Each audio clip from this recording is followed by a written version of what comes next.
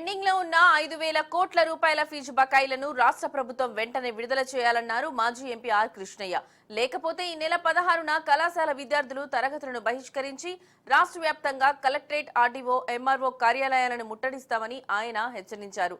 కాంగ్రెస్ ప్రభుత్వం అధికారంలోకి వచ్చిన 11 నెలలు గడుస్తున్నా ఫీజు బకాయిలు విడుదల చేయలేదని ఆర్ కృష్ణయ్య ఆరోపించారు. మూసీ సుందరీకరణకు 1,50,000 కోట్ల రూపాయలను ప్రకటించిన ప్రభుత్వం విద్యార్థులకు 5,000 కోట్ల ఫీజు బకాయిలను విడుదలపై ఎందుకు నిర్లక్ష్యం చేస్తుందని ఆయన ప్రశ్నించారు. స్కాలర్షిప్లను పెంచాలని ఉద్యమం చేపడుతున్నప్పటికీ ప్రభుత్వం స్పందించడం లేదని కృష్ణయ్య ఫైర్ అయ్యారు.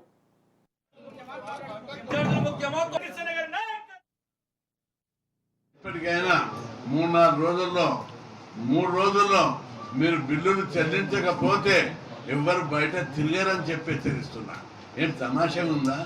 ఒకప్పుడు విద్యార్థులకు, బీసీలకు గజగజ రాలేదు. ఇప్పుడు కూడా పూర్వపు రోజులలో బీసీలంతా టెర్రరిస్టులై, ఉద్యమకారులై, విప్లవకారులై తిరుగుబాటు చేస్తే మీరు ఎవరన్నా ఇంట్లోకి వెళ్తారా అని నేను ప్రశ్నిస్తున్నా.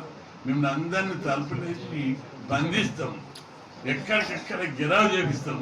విద్యార్థులు చాలా ఆవేశంగా ఉన్నారు. అందుకే ముఖ్యమంత్రి గారికి నేను ఇప్పటికీ విజ్ఞప్తి చేస్తున్నా, పీస్ఫుల్గా